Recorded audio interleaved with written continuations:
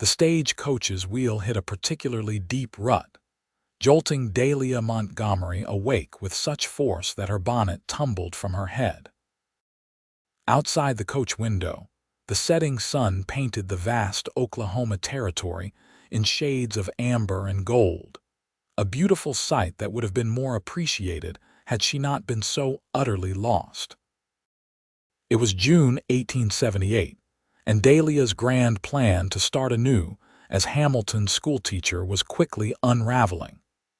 The stagecoach driver had promised they'd reach the small Oklahoma settlement by nightfall, but the increasingly anxious glances he'd been casting at the darkening sky suggested otherwise. "Miss Montgomery," the driver called down from his perch, his voice tight with concern. "We've got trouble ahead. Bridge over Copper Creek's washed out." Dahlia leaned out the window, the warm summer breeze whipping strands of chestnut hair across her face. "What does that mean for our journey, Mr. Harris?" The driver's weathered face creased with apologetic lines. "Means we've got to take the long route around. Won't make Hamilton tonight." This news alone would have been disappointing but manageable. What happened next, however, was not. The distant rumble of hooves caught their attention moments before three riders appeared on the horizon, approaching fast. Dahlia saw the driver's expression shift from concern to dread. "Road agents," he muttered, reaching for the shotgun beside him. What followed was a blur of shouting, gunfire, and chaos. The driver managed to wound one of the bandits before taking a bullet himself. As he slumped over, the horses, panicked by the gunfire, bolted off the trail and into the open prairie. Dahlia clung to the leather strap inside the coach as it bounced and swayed violently across the uneven terrain. A particularly harsh jolt sent her slamming against the door, which burst open, nearly throwing her out. With the horses running wild and no driver to control them, the stagecoach careened dangerously until the inevitable happened. The right front wheel caught in a prairie dog hole, and the entire coach tipped. Dahlia was thrown clear as the stagecoach overturned, landing hard on the prairie grass. She watched in horror as the horses, still attached to the damaged coach, dragged it a short distance before the harness finally broke, freeing them to gallop away. Pain radiated from her ankle as she tried to stand. Nothing seemed broken, but the injury would certainly slow her down. Gathering her scattered belongings, a carpet bag containing her clothes, a small valise with her teaching certificates and personal papers, and the water canteen that had miraculously remained intact, Dahlia assessed her situation. The driver was dead. The bandits had taken the strongbox and disappeared.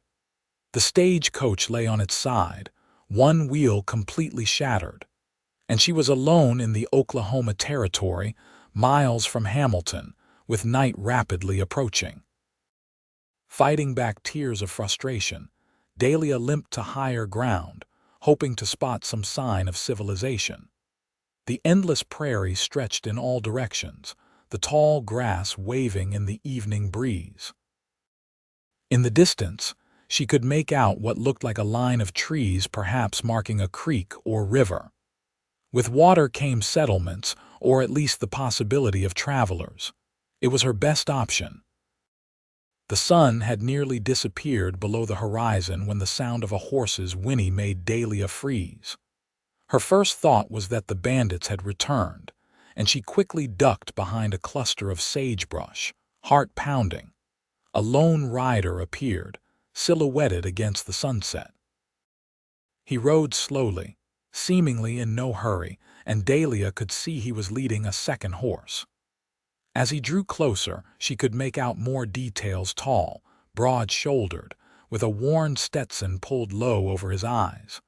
Not one of the bandits, she was almost certain. When he was close enough that she could see the star pinned to his leather vest, relief flooded through her. A lawman. She was saved. "Hello," she called, standing and waving her arms despite the pain in her ankle. "Over here, please." The rider's head snapped in her direction, and he immediately urged his horse toward her. As he approached, Dahlia could see he was younger than she'd initially thought, perhaps 30 or so, with a face tanned by the sun and a neatly trimmed beard. His eyes, a striking shade of blue, widened in surprise at finding a woman alone on the prairie. "Madam," he said, touching the brim of his hat as he dismounted in one fluid motion. "Deputy Brock Grayson, what in heaven's name are you doing out here by yourself?" Dahlia gestured toward the overturned stagecoach. "We were ambushed, road agents, the driver." Her voice broke. "He didn't make it." The deputy's expression darkened. "The Jenkins gang, they've been hitting stages along this route for months." He looked her over with concern. "You're hurt." "It's just my ankle. I can walk, but not quickly." He nodded, then glanced toward the horizon where the last sliver of sun was disappearing. "Hamilton's still a good 15 miles northeast.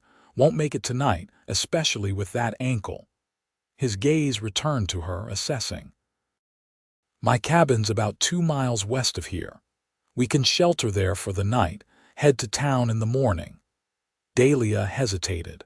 The proposition of spending the night alone with a man she'd just met, deputy or not, was hardly proper. Yet the alternative was a night alone on the open prairie, with wild animals, possible bandits, and the quickly cooling night air to contend with. "I understand your concern, Miss Montgomery. Dahlia Montgomery. Miss Montgomery. I give you my word as an officer of the law that you'll be safe. We'll get you to Hamilton first thing tomorrow." Something in his steady gaze convinced her. Dahlia nodded. "Thank you, Deputy Grayson." A small smile creased the corners of his eyes. "Folks just call me Brock."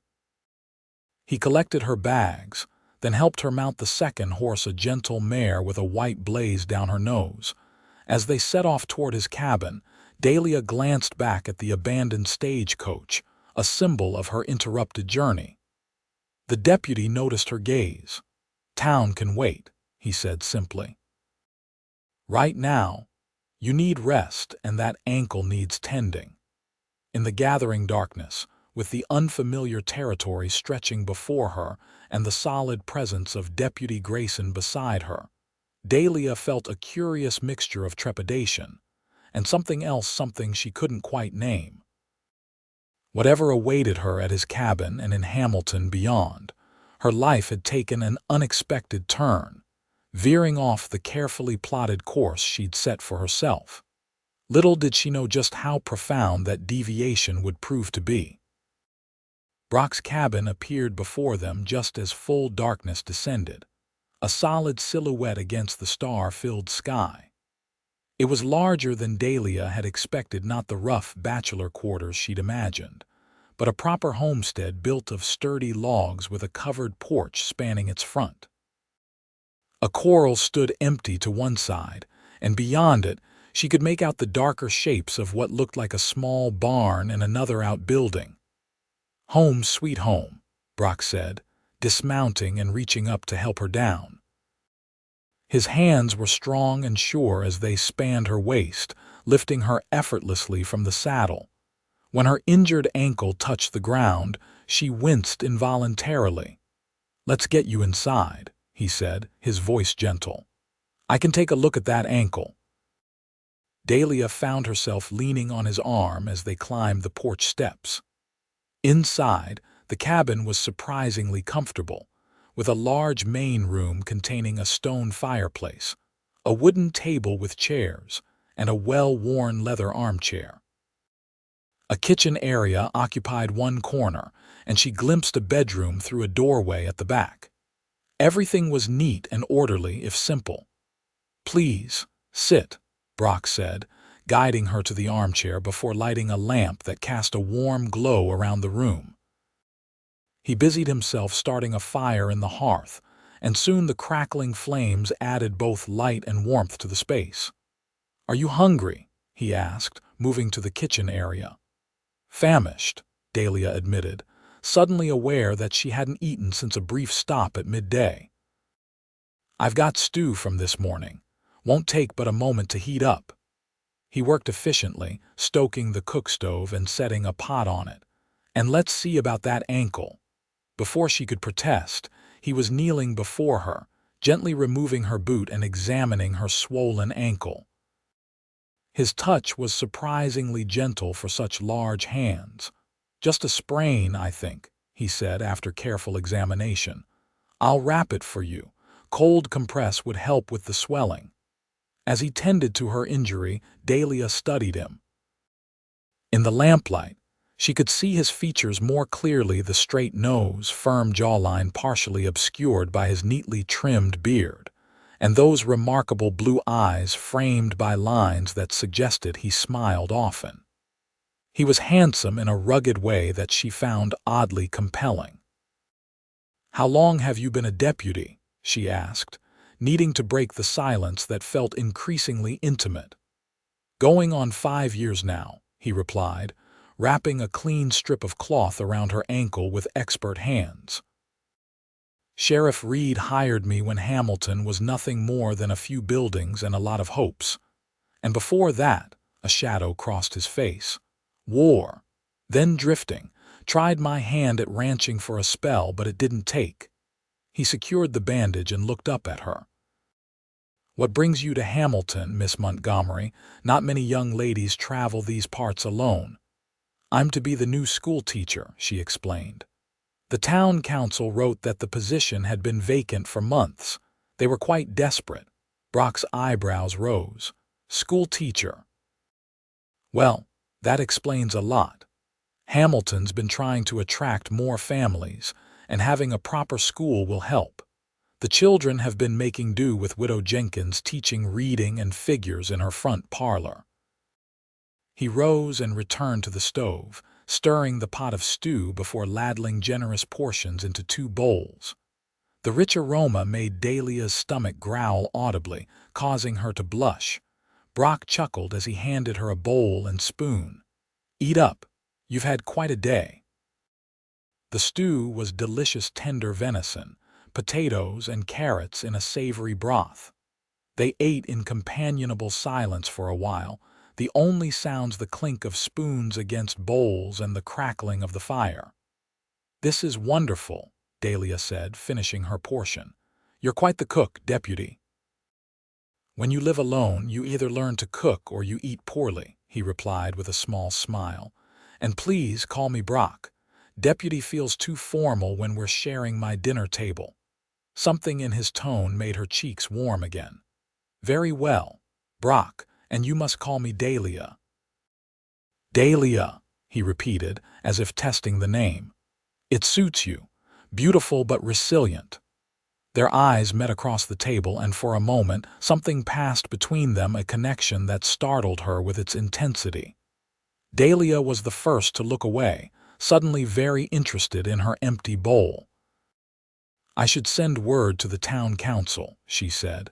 "They'll be expecting me." Brock nodded. "I'll ride to the Wilkins farm at first light. They can get a message to Hamilton." He collected their bowls and set them in a basin. "You can take the bedroom. I'll bunk out here by the fire." "Oh, I couldn't possibly. I insist," he said firmly. "It's no hardship. I've slept in far worse places." His tone brooked no argument, so Dahlia simply nodded. "Thank you. You've been very kind." Later, after Brock had shown her to the bedroom and provided a clean shirt of his to sleep in, Dahlia lay in his bed, surrounded by the unfamiliar scent of his soap, leather, and something uniquely masculine. Despite the strangeness of her situation, she felt oddly safe, protected. As sleep began to claim her, her thoughts drifted to the deputy with the kind blue eyes. There was a story there, she was certain, behind the badge, behind the quiet competence, behind the solitary life in this well-kept cabin. Perhaps tomorrow she would learn more. For now, though, Hamilton would wait. Morning arrived with golden light streaming through the cabin's windows and the aroma of coffee and frying bacon. Dahlia blinked awake, momentarily disoriented by the unfamiliar surroundings before remembering the events of the previous day. Testing her ankle, she found the swelling had subsided considerably, though it still throbbed when she put weight on it. She dressed quickly in the same traveling outfit from yesterday, smoothing the wrinkles as best she could and pinning her hair into a simple knot. When she emerged from the bedroom, she found Brock at the stove, his back to her as he turned bacon in a cast-iron skillet. He'd already changed into a fresh shirt, his deputy star pinned to his vest, hair still damp from washing. "Good morning," she said, suddenly feeling shy in the light of day. He turned and his face brightened at the sight of her. "Good morning. How's the ankle?" "Much improved, thank you." She moved to the table, trying not to limp too noticeably. "Good. Breakfast is almost ready." He poured her a cup of coffee and set it before her. "Did you sleep well?" "Very well, thank you." The truth was, she'd slept better than she had in months despite the strange bed and circumstances. "And you?" "Just fine." He transferred the bacon to a plate and cracked eggs into the hot fat, where they began to sizzle immediately. Breakfast was another revelation, the eggs perfectly cooked, the bacon crisp, and the biscuits light and fluffy. Dahlia found herself wondering how many other hidden talents this deputy possessed. "So," Brock said as they ate, "tell me about the schoolteacher from—" He paused, eyebrows raised in question. "Boston," she supplied. "Though I grew up in Connecticut. That's quite a journey." What brings a Boston lady all the way to Oklahoma territory? Dahlia considered how to answer. The full truth was complicated, painful, and not something she was prepared to share with a man she'd just met, no matter how kind he'd been. "A desire for adventure," she said finally. "And the opportunity to build something meaningful. Boston has plenty of schools and teachers. Places like Hamilton need them more." Brock studied her for a moment, and she had the distinct impression he knew she wasn't telling him everything, but he simply nodded. "Noble reasons." "The town will be grateful to have you." "What about Hamilton?" she asked, eager to shift the focus from herself. "What should I expect? It's a growing place," he replied. "Started as not much more than a trading post about 10 years back.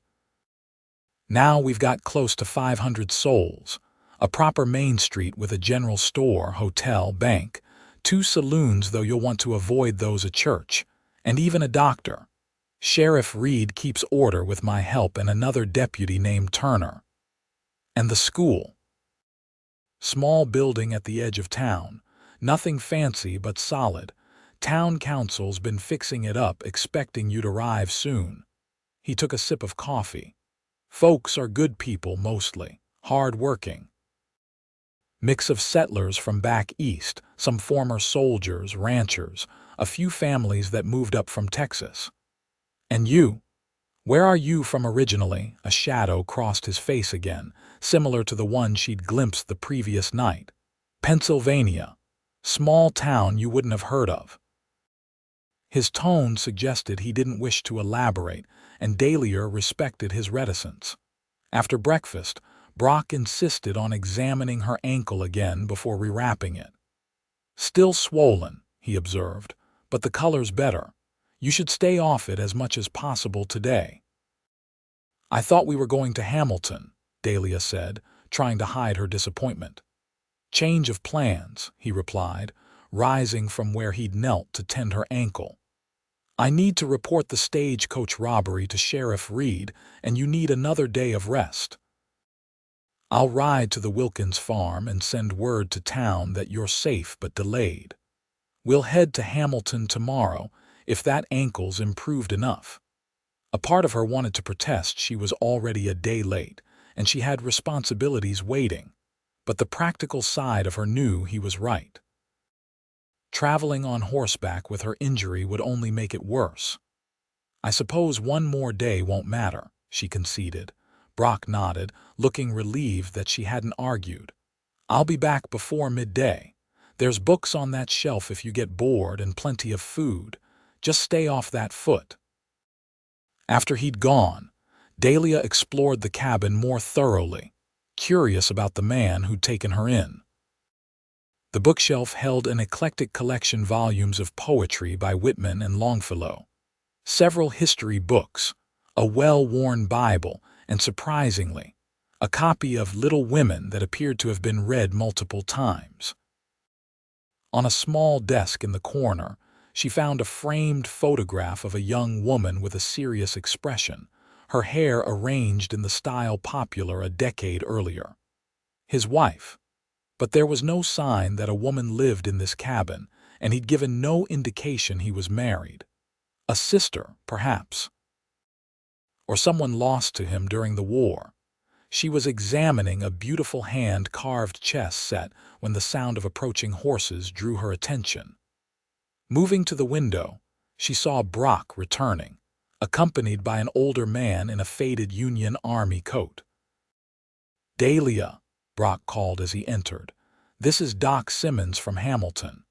Ran into him at the Wilkins place. He was treating their youngest for croup. Thought he might take a look at your ankle." The doctor was a kindly man with spectacles perched on the end of his nose and a shock of white hair. He examined her injury with gentle efficiency, confirming Brock's diagnosis of a sprain. "Deputy Grayson's done a fine job with this," he said, rewrapping her ankle. "Keep it elevated when you can, and try not to walk on it more than necessary for the next few days. You'll be good as new in a week or so." "Thank you, Doctor," Dahlia said. "I appreciate you coming all this way." "Happy to help Hamilton's new schoolmarm," he replied with a smile. "The whole town's been looking forward to your arrival. My wife's on the school board. She'll be by to welcome you proper once you're settled." After providing Brock with some willow bark tea for pain and specific instructions for care, the doctor took his leave, promising to let the town council know of her delayed arrival. "He seems very kind," Dahlia observed as they watched him ride away. "One of the best men I know," Brock agreed. "Came out here after the war to start fresh, just like a lot of us." He turned to her. "I need to ride out to the Stagecoach, see if I can find any clues about the Jenkins gang. Will you be all right here for a few hours? Of course, I'm quite capable of entertaining myself." He hesitated, then reached for his gun belt hanging by the door. Removing a small pistol from a hidden pocket, he held it out to her. "Take this, just in case." Dahlia stared at the weapon. I don't know how to use that." "It's simple enough," he said, demonstrating how to cock and fire it. "I don't expect trouble, but I'd feel better knowing you had some protection while I'm gone." Reluctantly, she took the pistol, its weight unfamiliar and frightening in her hand. Brock showed her where to keep it within easy reach, then gathered his rifle and prepared to leave. "I'll be back before sunset," he promised. "Rest that ankle." Alone again, Dahlia tried to focus on a book, but her thoughts kept drifting to the deputy. There was something compelling about him, a quiet strength, an unassuming competence, and beneath it all, hints of a past that had left its mark on him. She found herself curious in a way that went beyond mere gratitude for his help. Shaking off such thoughts as inappropriate, she was, after all, simply passing through his life on her way to her real destination. She turned her attention to preparing a meal for when he returned. Cooking with her injured ankle proved challenging, but by the time she heard his horse approaching in the late afternoon, she had a respectable stew simmering and cornbread baking in the Dutch oven. Brock entered with a weary expression that brightened when he caught the aroma of cooking food. "You didn't have to do that," he said, hanging his hat on a peg by the door. "I wanted to," she replied simply. "Did you find anything at the Stagecoach?" His expression darkened. "Tracks heading south. Consistent with the Jenkins gang's usual pattern. I buried the driver properly." He crossed to the wash basin and began scrubbing the dirt from his hands. "I'll write up a full report for Sheriff Reed tomorrow. I'm sorry about the driver. Mr. Harris seemed like a good man." Brock nodded grimly. Fourth stage driver killed this year. These outlaws are getting bolder. He dried his hands and looked at her ankle. How is it? Better. Dr. Simmons's willow bark tea helped with the pain. Dinner was a quieter affair than breakfast had been, with Brock seemingly lost in thought. Only when they'd finished and he was helping her clear the dishes did he speak again. "I've been thinking," he said, a slight hesitation in his voice, "about your arrival in Hamilton. Oh, people talk in small towns, you arriving with me after being delayed." He paused. Some might gossip. Dahlia felt her cheeks warm. She hadn't considered the potential damage to her reputation.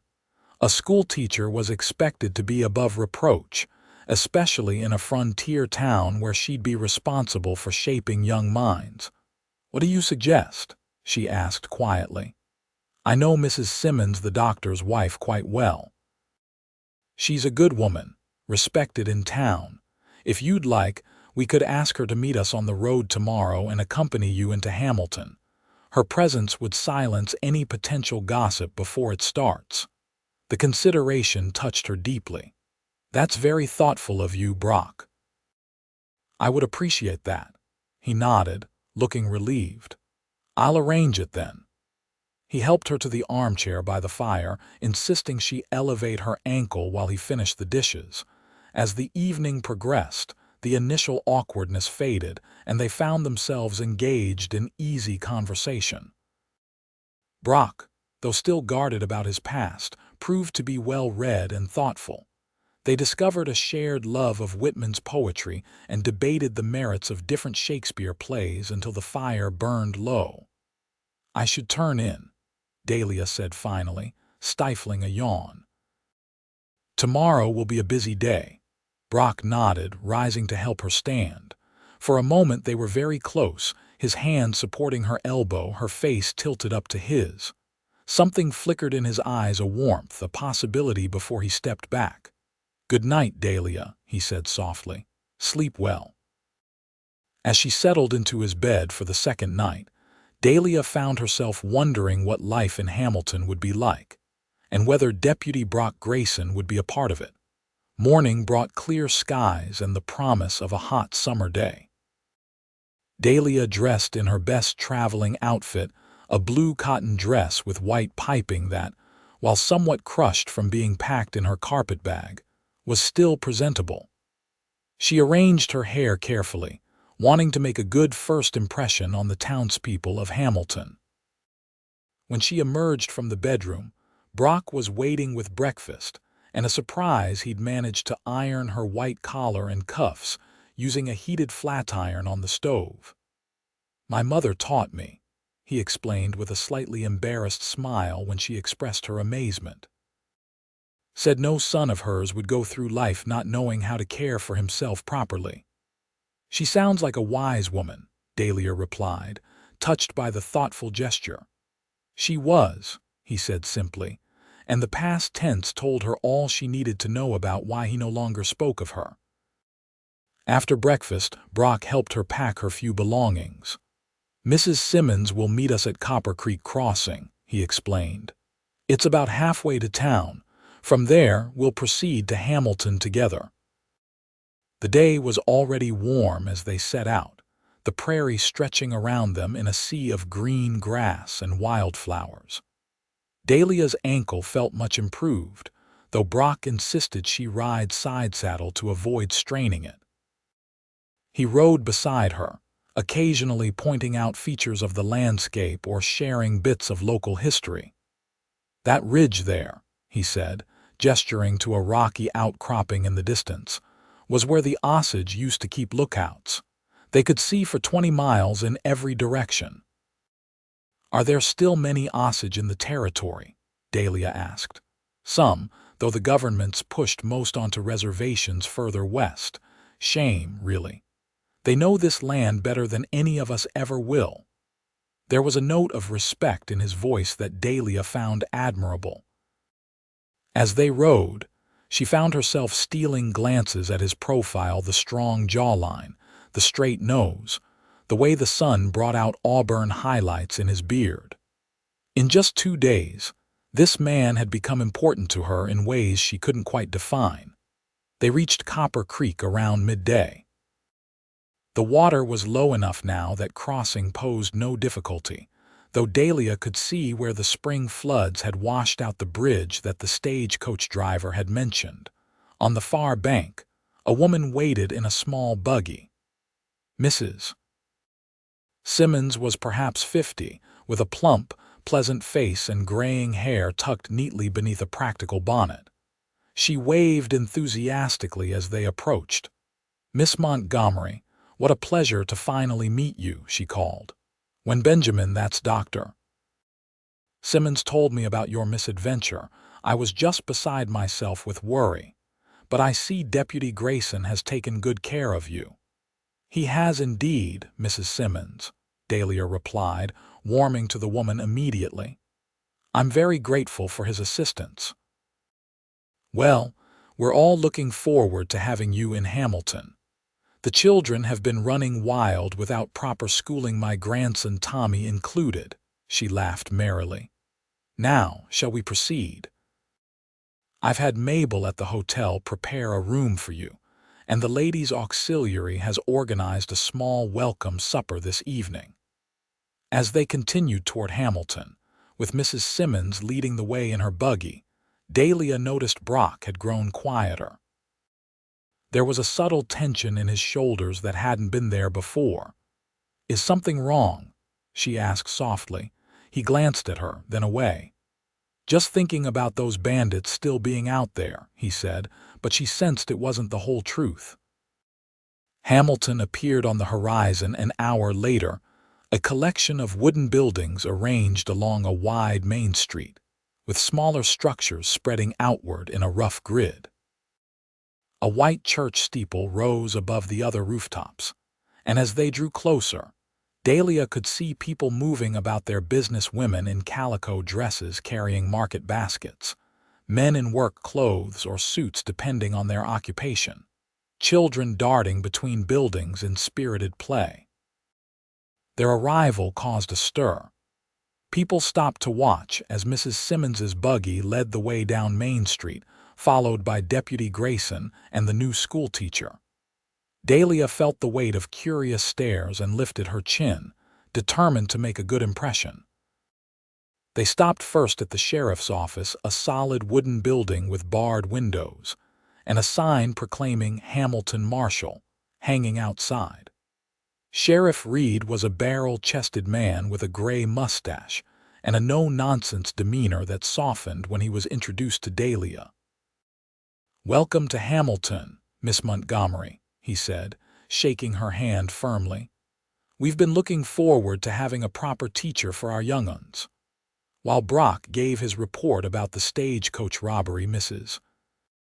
Simmons took Dahlia to the hotel across the street, a 2-story affair with a wide front porch and clean, if simple, rooms. The proprietress, Mrs. Turner, fussed over Dahlia's injury and insisted on sending up a hot bath and a tray of food. "The welcome supper isn't until 6, Mrs. Simmons explained as she helped Dahlia settle into her room.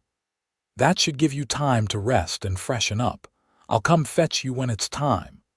Alone at last, Dahlia sank onto the edge of the bed, emotions washing over her in waves, relief at having safely reached her destination, nervousness about meeting her new pupils and their parents, and an unexpected pang of something like loss at the thought of leaving Brock's cabin and his steady presence behind. "Don't be ridiculous," she chided herself aloud. "You barely know the man." Yet as she soaked in the promised bath, she couldn't help wondering if she'd see much of Deputy Grayson now that she was in Hamilton proper. Would their paths cross regularly in a town this size? Would he call on her socially? Or had their brief time together been nothing more than a kind man helping a stranger in distress? The welcome supper at the church hall was overwhelming in its warmth and enthusiasm. It seemed the entire town had turned out to meet the new schoolteacher, bringing covered dishes and eager questions. Dahlia found herself at the center of attention, surrounded by town councilmen, parents of prospective students, and curious townsfolk. "We've got 28 children of school age," explained Mr. Peterson, head of the school board. "Ages 6 to 16, all levels of learning." "Think you can handle that, Miss Montgomery?" "I taught 35 in varying grades in Boston," she assured him. "I'm quite accustomed to managing multiple levels of instruction simultaneously." This seemed to impress him, and he nodded approvingly. Throughout the evening, Dahlia searched the crowd for Brock, but he didn't appear. When she finally asked Mrs. Simmons about his absence, the older woman's expression turned knowing. "Deputy Grayson tends to avoid social gatherings," she explained. "Keeps to himself mostly, except for his duties. Been that way since he came to Hamilton 5 years ago." She patted Dahlia's hand. "Fine man, though. One of the finest." By the time Dahlia returned to her hotel room, she was exhausted but cautiously optimistic about her new life in Hamilton. The townspeople had been welcoming. The school building which Mr. Peterson had proudly shown her after the supper was indeed small but solid, and she would have 2 weeks to prepare before classes began in early July. Yet as she prepared for bed, she found herself thinking of the cabin 2 miles west of the Stagecoach trail, and the blue-eyed deputy who had said town can wait when she needed help most. The next 2 weeks passed in a whirlwind of activity as Dahlia prepared for the start of school. The classroom needed organizing, curricula needed planning, and she had 28 new names to learn. The town continued to embrace her. Hardly a day passed without someone bringing by a welcome gift or inviting her to tea. She saw Brock occasionally, usually from a distance as he went about his duties. Once they passed each other on the boardwalk, and he tipped his hat politely, asking after her ankle. The brief exchange left her oddly disappointed, though she couldn't have said what more she expected. Mrs. Simmons, who had taken Dahlia under her wing, noticed her watching the deputy ride out of town one afternoon. "He's taking supplies to old Mr. Jacobson," she explained. "Lives about 10 miles out, too feeble to make the trip himself anymore. Brock checks on him weekly." "That's very kind of him," Dahlia said, trying to sound merely conversational. Mrs. Simmons gave her a shrewd look. "He's a kind man, our deputy. Too solitary for his own good, if you ask me." She paused, then added casually, "Lost his wife and infant daughter during the war. Rebel raiders." When Dahlia's eyes widened in shock, the older woman nodded sadly. "Doesn't speak of it, but Dr. Simmons treated him when he first came to Hamilton. Nightmares, terrible ones. Learned bits of the story then." "How awful," Dahlia murmured, her heart aching for the pain he must have endured. "War leaves scars on more than just bodies," Mrs. Simmons said softly. "Some men never recover. Others, like Brock, find a way to keep living, keep serving others, but they protect their hearts fiercely." The conversation gave Dahlia much to think about. The photograph she'd seen in his cabin that must have been his wife, and the copy of Little Women, perhaps purchased for a daughter who never had the chance to read it. On the Sunday before school was to start, Dahlia attended services at Hamilton's small church.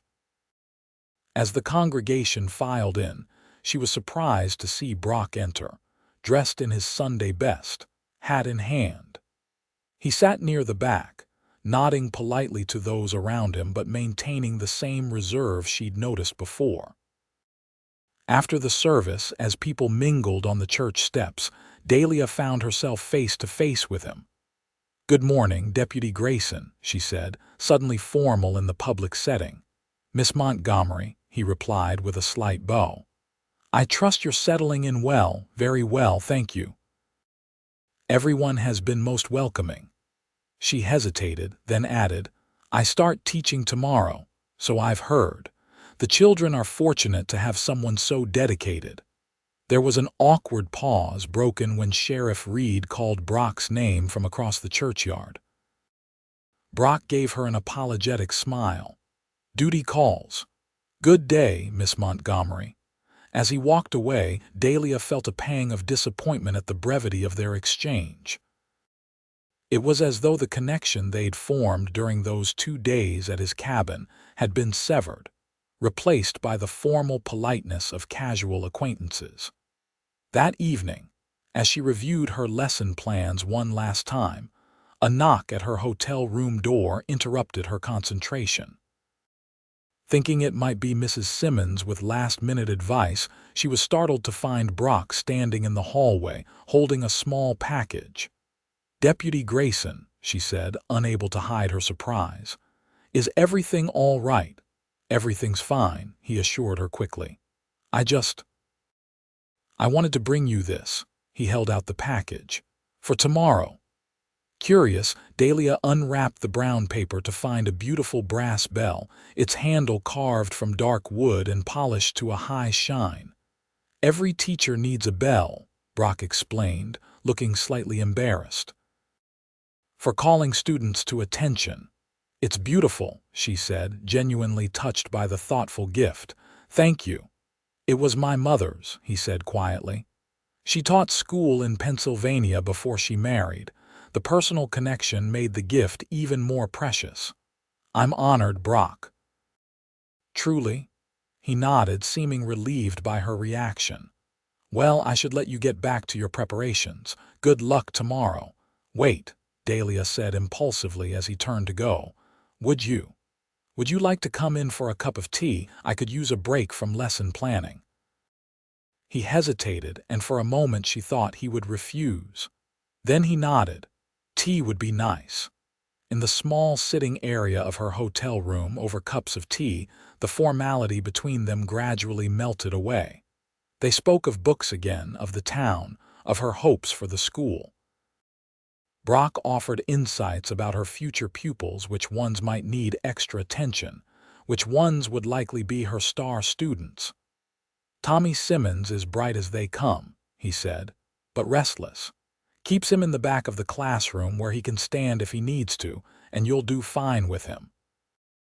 "You know the children well," Dahlia observed. "Part of the job," he said with a small shrug. "Knowing everybody's business." "Is that why you live outside of town, to keep some privacy?" The question was bold, perhaps too personal, and she saw him withdraw slightly. "Partly," he acknowledged after a moment. "I prefer the quiet." She nodded, not pressing further. "I've always lived in cities or towns. The silence of your cabin was almost unnerving at first. You get used to it," he said. "Start to hear things you'd miss otherwise, the different songs birds sing at dawn versus dusk, the way the wind sounds when weather's coming, the rustling of small creatures in the underbrush." His poetic observation surprised and delighted her. "Perhaps that's why you enjoy Whitman so much." A genuine smile warmed his face. "Perhaps so." When he left an hour later, something had shifted between them, not quite a return to the easy companionship of those days at his cabin, but a step away from the polite distance of the past 2 weeks. "Good night, Dahlia," he said at the door, using her given name for the first time since they'd arrived in Hamilton. "You'll be a wonderful teacher." "Good night, Brock," she replied softly. "And thank you again for the bell. I'll treasure it." Her first day of school was everything Dahlia had hoped for: challenging, exhausting, but deeply rewarding. The children of Hamilton were a diverse group, from the well-dressed son of the bank manager to the sunburned daughters of homesteaders, but all seemed eager to learn under her guidance. Tommy Simmons, true to Brock's warning, could indeed barely sit still, but when given the chance to stand at the back of the room while working on his slate, he proved to be one of her most attentive pupils. Lily Turner, the hotel owner's shy granddaughter, blossomed when asked to read aloud from McGuffey's Reader, revealing a natural gift for elocution. By the end of that first week, Dahlia felt a growing sense of belonging in Hamilton. She had established a routine, learned all her pupils' names, and begun to form friendships among the townswomen, particularly with Mrs. Simmons and the young wife of the general store owner, Clara Jenkins. It was Clara who first mentioned the town's Independence Day celebration. "It's the highlight of the summer," she explained as they sat on the hotel porch one evening. "Everyone for 20 miles around comes to Hamilton. There's a picnic, games for the children, dancing in the evening. You simply must attend, Dahlia."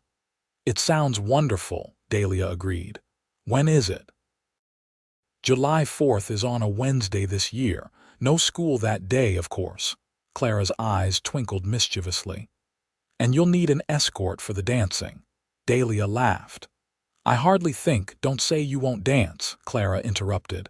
"You're young, pretty, and new in town. Every unmarried man in 3 counties will be vying for a turn around the floor with you." The thought was more alarming than exciting. Since arriving in Hamilton, Dahlia had politely deflected the attentions of several single men, including the bank manager's assistant and the young blacksmith. The truth was, none of them interested her, not when her thoughts kept returning to a certain blue-eyed deputy. "Perhaps I'll just watch the dancing," she said diplomatically. Clara shook her head. "Nonsense. You need to enjoy yourself." She lowered her voice conspiratorially. "I noticed Deputy Grayson brought you a gift before school started. Quite the talk of the ladies' auxiliary, that was." Dahlia felt her cheeks warm. "It was just a school bell, a practical gift." "Hum," Clara hummed skeptically.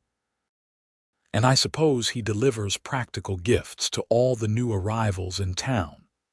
Because I don't recall him bringing anything when Dr. Abernathy's new assistant arrived in May." Before Dahlia could formulate a response, they were interrupted by Sheriff Reed climbing the hotel steps, his expression grim. "Evening, ladies," he said, tipping his hat. "Miss Montgomery, might I have a word?" "Of course, Sheriff," Dahlia replied, instantly alert to his serious tone. "Is something wrong?" "Got word about that Stagecoach robbery," he said. "Jenkins' gang hit another one yesterday over near Fort Smith. Army patrol caught up with them, though. Shootout. Most of the gang was killed or captured, but 2 escaped riding west, possibly headed this way." Dahlia felt a chill despite the warm evening. "You think they might come to Hamilton?" "Can't say for certain, but I wanted to warn you. Since you witnessed their previous robbery, you could identify them. That might make you a target if they're desperate enough." "I never saw their faces clearly," Dahlia protested. "They wore bandanas. Even so, I'm doubling the night patrols until we're sure they're not in the area." He glanced at Clara. "Mrs. Jenkins, would you mind seeing Miss Montgomery safely to her room? I need to find Deputy Grayson." After the sheriff left, Clara insisted on staying with Dahlia until she'd locked her hotel room door securely. "Don't you worry," she said reassuringly. "Sheriff Reed and Deputy Grayson won't let anything happen to you." But after Clara had gone, Dahlia found herself pacing her room anxiously. The memory of the Stagecoach robbery, of Mr. Harris slumping dead over the reins, was still fresh in her mind. The thought that those same men might come to Hamilton, might seek her out, was terrifying. A soft knock at her door made her jump. "Who is it?" she called, one hand pressed against her racing heart. "It's Brock," came the quiet reply. Relief flooded through her as she unlocked the door. The deputy stood in the hallway, concern evident in his eyes. "Sheriff Reed told you about the Jenkins gang?" he asked without preamble. Dahlia nodded. "He thinks they might come here. It's a possibility we have to consider." Brock's gaze swept past her to survey the hotel room. "These windows face the street, too accessible." "What are you suggesting?" He hesitated, then met her eyes directly. "I think you should stay at my cabin until we're sure the danger has passed. It's isolated, defensible, and no one would think to look for you there." The proposal took her by surprise. "Leave Hamilton? But what about my school?" "Just for a few days," he assured her. until we know the remaining gang members have moved on or been captured. Mrs. Simmons could substitute she taught before you arrived, after all. Dahlia considered his suggestion. The practical side of her saw the wisdom in it. His cabin was indeed remote and would be far safer than the easily accessible hotel. Yet the idea of returning there, of being alone with Brock again, stirred emotions she wasn't quite ready to examine. Would it really be proper? She asked, voicing her most immediate concern. The town has just begun to accept me as their teacher. Mrs. Simmons would come with us, Brock replied, having clearly anticipated this objection. She'd stay as your chaperone. Her presence would silence any gossip. You've thought this through, Dahlia observed. It's my job to think about safety. His expression softened slightly. I promise to protect you, Dahlia. I intend to keep that promise. The use of her given name, spoken with such quiet intensity, made her decision for her. Very well, she said. When do we leave? First light tomorrow. Pack only what you need for a few days. He moved to the door, then paused. Try not to worry, you'll be safe with me. As she watched him walk away, Dahlia realized that despite the circumstances, a small part of her was looking forward to returning to that cabin in the prairie. To the peace and simplicity she'd found there, however briefly, and to the chance to better know the man who'd promised to keep her safe. Dawn found Dahlia waiting in the hotel lobby, a small valise packed with essentials. Mrs. Simmons arrived promptly, bringing news that Sheriff Reed had agreed with Brock's plan and had already arranged for her to take over teaching duties temporarily. The children will be disappointed to miss you, she said as they waited for Brock, but better safe than sorry, I always say. Brock appeared minutes later, leading 3 horses his own mount, the gentle mare Dahlia had ridden before, and a third for Mrs. Simmons. He'd also brought a wagon for their belongings, driven by a deputy Dahlia hadn't met before. Deputy Turner will accompany us part way, Brock explained, then return to town with the wagon, less conspicuous that way. They left Hamilton as the town was just beginning to stir, taking a circuitous route that Brock said would make them harder to track.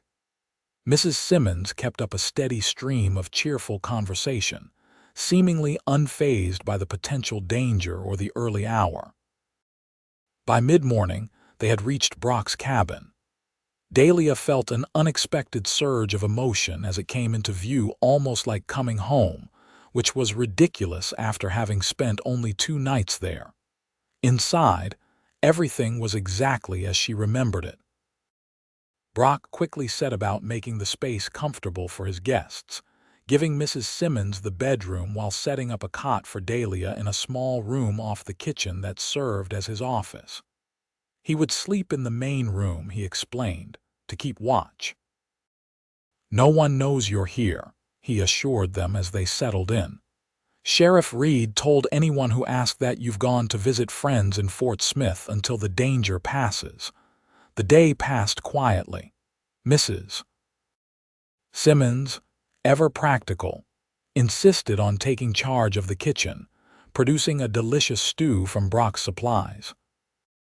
Dahlia occupied herself with reviewing lesson plans, though her attention often strayed to the deputy as he moved about the cabin, checking windows and cleaning his rifle with practiced efficiency.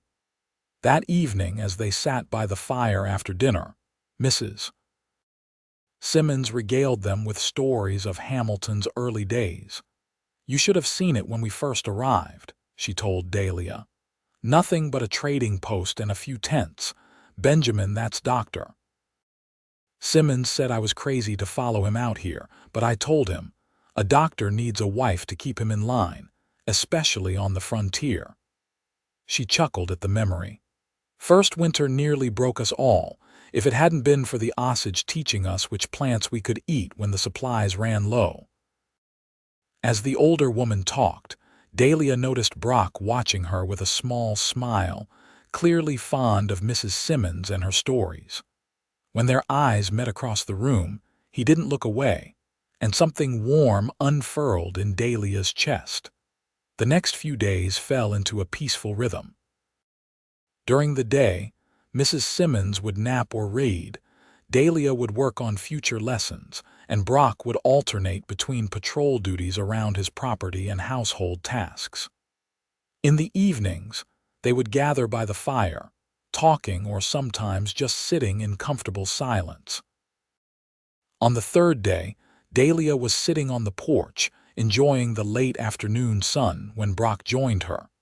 He'd been checking the perimeter of his property as he did regularly, and looked tired but satisfied. "No sign of anyone for miles," he reported, settling onto the bench beside her. "I'm beginning to think the Jenkins gang has moved on." "That would be good news," Dahlia said, though she felt a curious reluctance at the thought of returning to town. These days at the cabin had awakened something in her, a yearning for a simpler life, away from the constraints and expectations of society. Or perhaps it was just the company she kept here. "You've been quiet today," Brock observed, studying her profile. "Have I?" "I suppose I've had a lot on my mind. Care to share your thoughts?" Dahlia hesitated, then decided on honesty. "I've been thinking about choices. The paths our lives take." She glanced at him.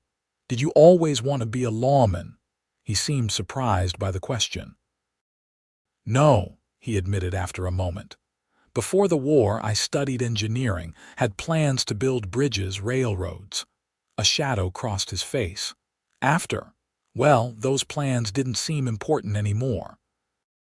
"Because of your wife and daughter," Dahlia said softly, then immediately regretted it when he stiffened. "I'm sorry. Mrs. Simmons mentioned. I shouldn't have." "It's all right," he interrupted, though his voice had tightened. "It was a long time ago." "Time doesn't always heal as completely as we'd like," Dahlia said, thinking of her own losses. Brock studied her for a long moment. "You speak from experience." It wasn't a question, but Dahlia nodded anyway. "My parents died in a cholera outbreak when I was 16. My brother Robert raised me after that." She paused, feeling the familiar ache. "He was killed at Antietam." "I'm sorry," Brock said simply. "As you said, it was a long time ago." She managed a small smile. "But it shaped me as your losses shaped you." They sat in silence for a while, the shared understanding of grief creating a deeper connection between them than mere words could have done. "Why teaching?" Brock asked finally. "You're clearly educated, intelligent. You could have chosen many paths." "I love helping children discover the world," she replied. "There's something magical about watching a child read their first sentence or solve a difficult mathematics problem." She hesitated, then added, "And I suppose I wanted to create something lasting."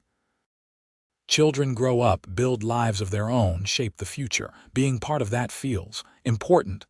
"It is important," Brock agreed. "More important than chasing outlaws, certainly." "Both are necessary," Dahlia said firmly. "You protect, I nurture. Society needs both." He smiled, a genuine smile that reached his eyes and transformed his face. "That's a kind way of looking at it." Before Dahlia could respond, the sound of approaching hoofbeats made them both tense. Brock was on his feet instantly, hand moving to the pistol at his hip. "Get inside," he said quietly. "Wake Mrs. Simmons and stay away from the windows." Heart racing, Dahlia hurried into the cabin, rousing Mrs. Simmons from her afternoon nap with whispered urgency. They huddled in the kitchen, listening as Brock stepped off the porch to meet the approaching rider. The tension broke when they heard Brock's voice, relaxed and welcoming. "Sheriff, wasn't expecting you until tomorrow." Dahlia and Mrs. Simmons exchanged relieved glances and moved to the door as Sheriff Reed dismounted. "Ladies," he greeted them with a tip of his hat. "Hope I didn't alarm you." "What brings you all the way out here, Sheriff?" Brock asked, leading the older man's horse to the water trough. "Good news," Reed replied, following him. Army patrol caught the last of the Jenkins gang crossing into Indian territory yesterday. All accounted for now. You ladies can return to Hamilton whenever you're ready." The relief was palpable, but Dahlia was surprised to feel a twinge of disappointment as well. Their refuge was no longer necessary. "That's wonderful news," Mrs. Simmons declared. "Though I must say I've quite enjoyed our little adventure. Reminds me of the early days, camping out while Benjamin built our first cabin." Plans were quickly made. They would return to Hamilton the following morning, allowing Dahlia to resume her teaching duties the day after. Sheriff Reed would stay the night, sharing watch duties with Brock, though the danger had passed. That evening, as they enjoyed a celebratory dinner with the sheriff regaling them with tales of his younger days as a Texas Ranger, Dahlia found her gaze repeatedly drawn to Brock. He seemed more reserved than usual, his earlier openness replaced by the quiet efficiency she'd first noticed in him. When their eyes met briefly across the table, she thought she glimpsed something like regret in his expression before he looked away. Later, as Mrs. Simmons and the sheriff engaged in a spirited game of checkers, Dahlia slipped outside to enjoy the night air. The prairie stretched before her, bathed in silver moonlight, peaceful and vast. She was going to miss this view, she realized. Miss the quiet. Miss the simple honesty of life outside town. Miss Brock. The thought came unbidden but undeniable. In the short time she'd known him, Deputy Brock Grayson had become important to her in ways she hadn't anticipated. His quiet strength, his integrity, the glimpses of tenderness beneath his reserved exterior, all had combined to touch her heart in a way no man had before. The soft creak of the porch step announced his presence before he spoke. "Beautiful night," he said, coming to stand beside her at the railing. "It is," she agreed, not looking at him for fear he would read too much in her expression. "Dahlia." Something in his tone made her turn to face him. In the moonlight, his features were cast in silver and shadow, but his eyes were intent on hers. "There's something I need to say before we return to town," her heart quickened. "Yes, these past days having you here." He paused, seeming to search for words. "It's reminded me of things I thought I'd forgotten, how to enjoy conversation, how to look forward to coming home at the end of a day. I've enjoyed being here," she said softly. "What I'm trying to say, not very well, is that I'd like to call on you properly. In town." He looked almost boyishly uncertain. "If you'd permit it." Joy blossomed in her chest, warm and bright. "I'd like that very much, Brock." His smile in response was like sunrise breaking over the prairie. "Good. That's good." For a moment they stood looking at each other, the possibility of something more stretching between them like a bridge waiting to be crossed. Then, with careful restraint, Brock stepped back. "We should go in," he said. "Early start tomorrow." Dahlia nodded, understanding his caution. Whatever was growing between them deserved time, space to develop properly. But as they returned to the warm light of the cabin, she carried with her the memory of his smile and the promise of what might come. The return to Hamilton was accomplished without incident, with Sheriff Reed leading the way and Brock bringing up the rear. As they rode down Main Street, Dahlia was touched by the warmth of her welcome shopkeepers waving from doorways, children running alongside their horses calling her name, parents greeting her with relieved smiles. "Told you they'd miss you, Mrs. Simmons said with satisfaction as they dismounted in front of the hotel. Deputy Turner appeared to take their horses, and Brock helped Dahlia down, his hands lingering briefly at her waist. "I'll call on you tomorrow evening," he said quietly, "after school."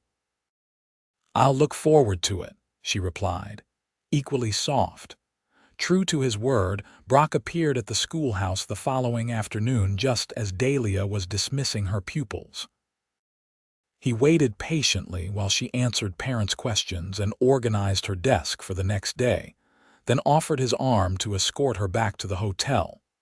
Their walk through town attracted curious glances, and Dahlia knew the local gossips would be busy by supper time. But the genuine smile Brock gave her as he bid her good evening on the hotel porch made any potential gossip worthwhile. Over the next weeks, as July ripened toward August, Brock called on Dahlia regularly. They took walks along the creek that ran behind the town, attended church together on Sundays, and occasionally shared supper at the hotel's dining room. Slowly, Dahlia began to see beneath the reserved deputy's exterior to the man within thoughtful, intelligent, possessed of a dry wit that caught her by surprise and delighted her when it appeared. In turn, she shared more of herself with him, her dreams for the school, her memories of Boston, her hopes for the future. He listened with genuine interest, offering insights or simply understanding silence when needed. The town watched their courtship with approving eyes. Mrs. Simmons was particularly pleased, telling anyone who would listen that those two were meant for each other from the moment he found her stranded on the prairie. As Hamilton's Independence Day celebration approached, excitement filled the town. Bunting appeared on storefronts.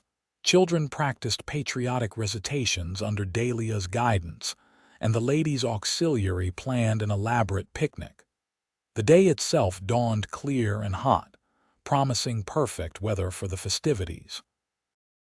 Dahlia, dressed in her best blue dress with white trim, the colors chosen deliberately for the occasion, joined the parade down Main Street, her pupils marching proudly behind her. Brock rode alongside Sheriff Reed, both men resplendent in their best uniforms. The picnic that followed was a joyous affair, with tables groaning under the weight of fried chicken, ham, biscuits, pies, and cakes of every description. Children raced in sack races and egg and spoon competitions, while adults engaged in horseshoe tournaments and shooting contests. Brock, to Dahlia's surprise, proved to be quite popular with the children, organizing impromptu games and dispensing penny candy from his pockets. Watching him lift little Emma Turner onto his shoulders for a better view of the greased pole climbing contest, Dahlia felt a surge of emotion so strong it nearly took her breath away. "He'll make a fine father someday," Mrs. Simmons said, appearing beside her with a knowing smile. "When the right woman helps him open his heart again." Dahlia blushed, but didn't deny the implication. In truth, her feelings for Brock had deepened into something she could no longer ignore or dismiss. Whether he felt the same remained uncertain. He was unfailingly attentive and kind, but maintained a certain restraint that she hadn't yet been able to breach. As evening approached, lanterns were hung around the town square, and a small band of local musicians set up for the dance. Couples began to form, and Dahlia found herself, as Clara had predicted, surrounded by potential partners. She danced first with Mr. Peterson from the school board, then with Dr. Simmons, who winked at her and whispered, "Save a dance for the deputy. He's working up his courage over by the punch bowl." Sure enough, when the music paused, Brock appeared at her side, looking uncharacteristically nervous. "May I have the next dance, Miss Montgomery?" he asked formally. "You may indeed, Deputy Grayson," she replied with equal formality, though her smile betrayed her pleasure. The musicians struck up a waltz, and Brock led her onto the makeshift dance floor. His hand at her waist was warm and steady, his steps surprisingly graceful for a man more accustomed to horseback than ballrooms. "You dance very well," Dahlia observed as they moved in perfect rhythm. "My mother insisted on lessons," he explained with a small smile. "Said no son of hers would embarrass himself at social functions. She sounds like she was a remarkable woman." She was. His expression softened with memory. She would have liked you. The simple statement touched Dahlia deeply. I would have liked to meet her. As they continued to dance, the rest of the crowd seemed to fade away. There was only the music, the warm summer night, and the man before her, whose blue eyes held hers with increasing intensity. Dahlia, Brock said softly, I need to tell you something.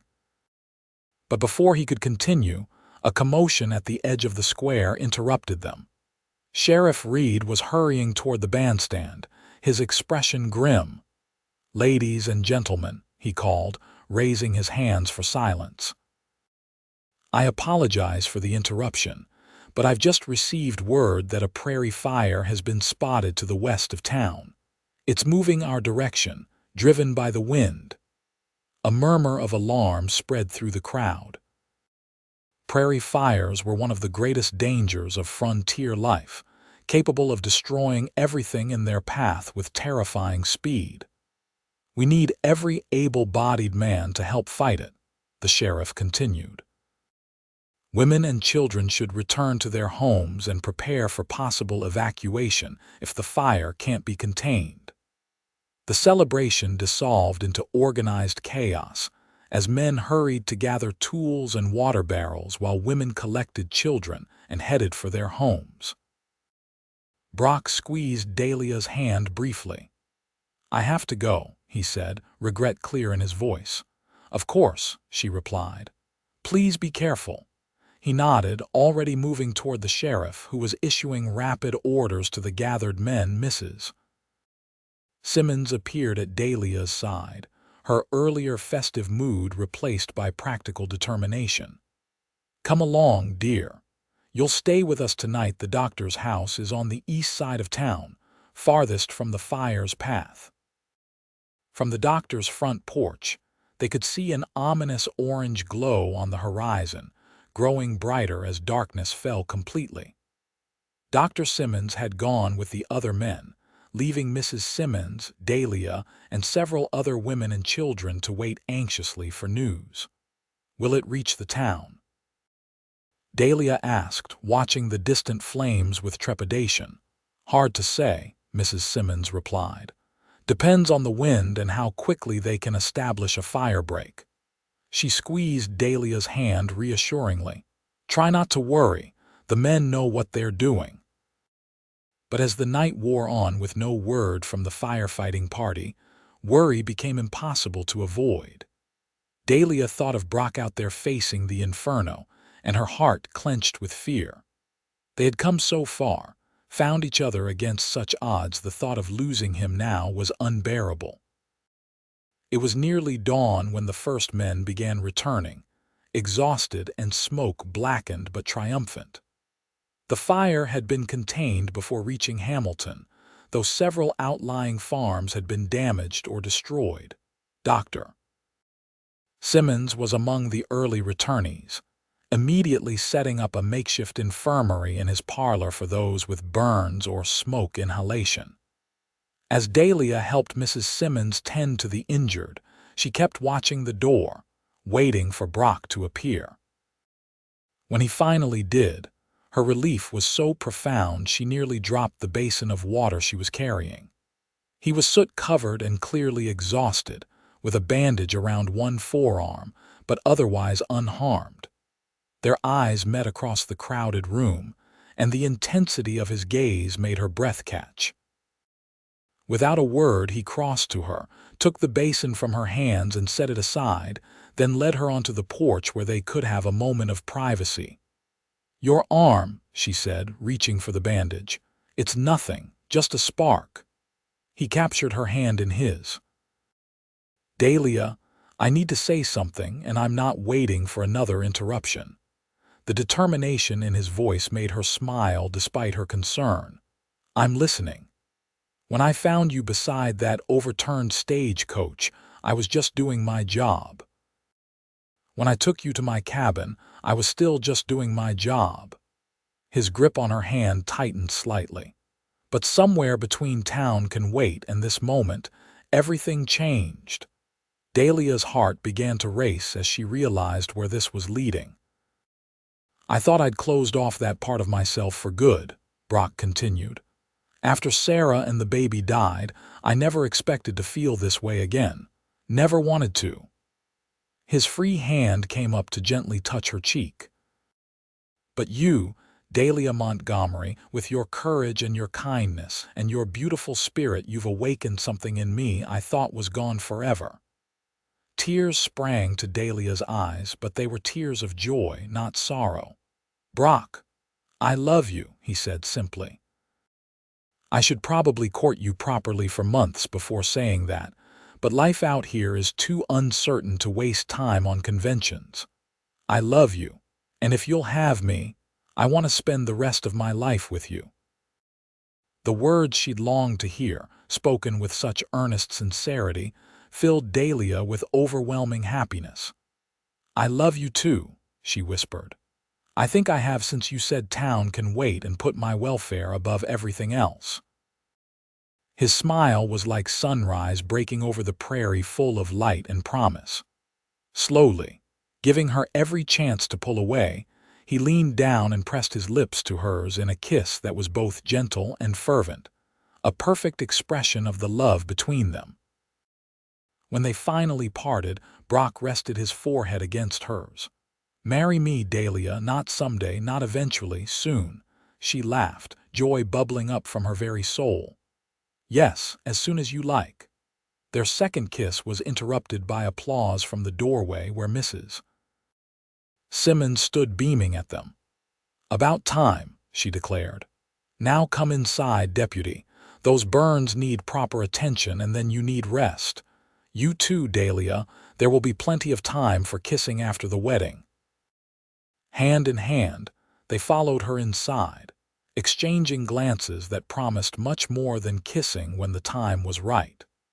The wedding of Deputy Brock Grayson and Miss Dahlia Montgomery took place 3 weeks later in Hamilton's white-steepled church.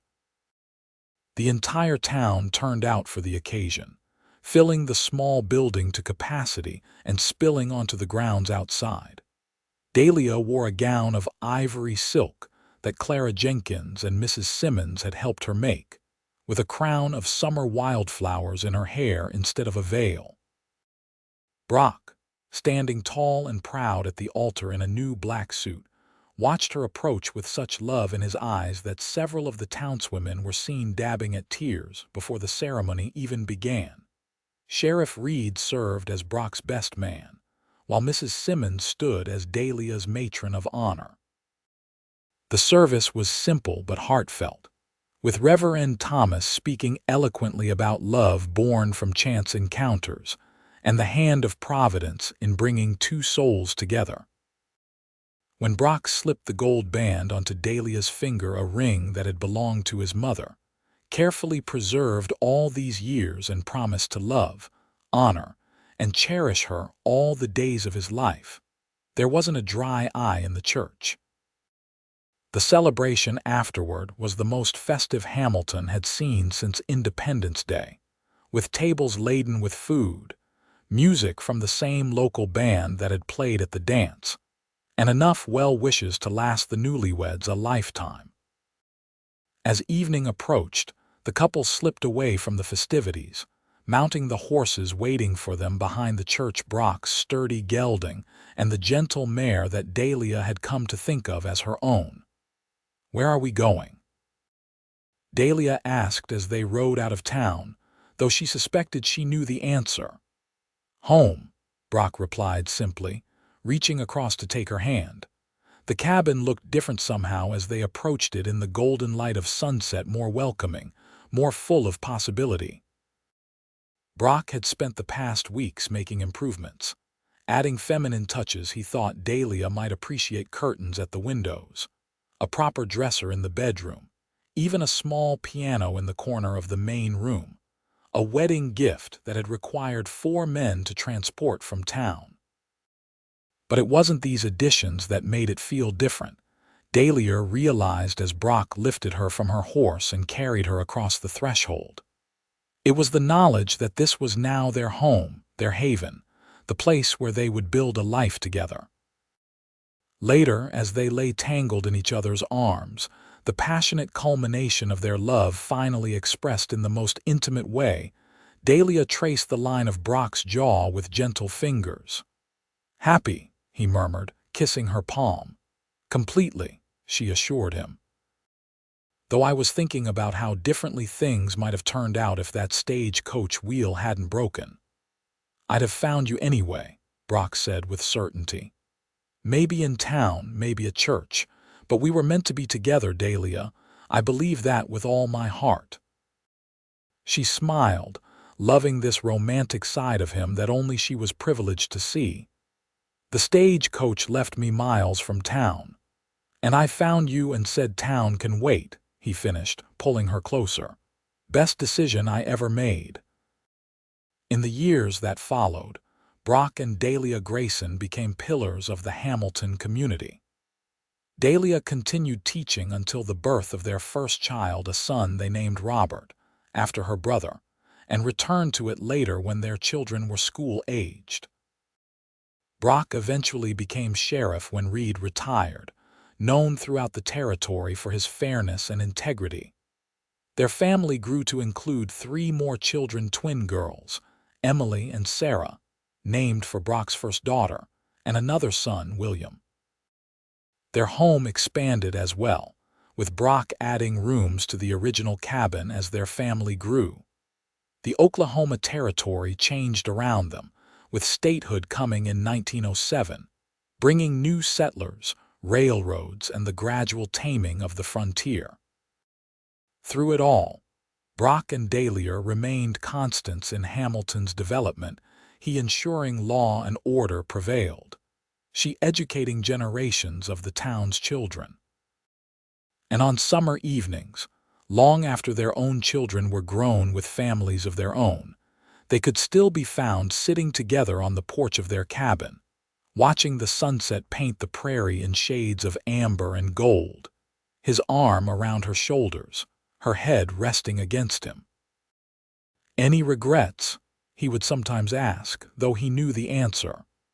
"Not one," she would always reply, turning her face up for his kiss. For Dahlia, who had traveled so far from her Boston home seeking purpose and independence, and for Brock, who had rebuilt his life from the ashes of war and personal tragedy, their love was the greatest adventure of all, one that had begun with a broken stagecoach wheel and a simple declaration: "Town can wait." In their twilight years, as they watched their grandchildren play in the same fields where they had once begun their life together, they often reflected on how a moment's decision to help a stranded woman, to trust a stranger, had led to a lifetime of joy. Their story became a favorite in Hamilton, told and retold as an example of how love could flourish in the most unexpected circumstances. And when they were finally laid to rest side by side in Hamilton's small cemetery, beneath a shared headstone that bore their names and the simple inscription, "Town could wait, love could not," the entire community mourned the passing of an era and celebrated the enduring legacy of a love that had helped build their town and shape their collective story. Their legend lived on in the schoolhouse where Dahlia had taught, now expanded into a proper academy named in her honor, in the law enforcement practices Brock had established, which continued to guide Hamilton's peace officers, and most of all, in the hearts of their descendants, who carried forward their values of courage, compassion, and unwavering devotion. In the end, it wasn't just Brock and Dahlia who had found each other on that fateful day when the stagecoach left her miles from town. It was Hamilton itself that had found its heart, in the union of a schoolteacher and a deputy who proved that sometimes the most important journeys are the ones that take an unexpected detour.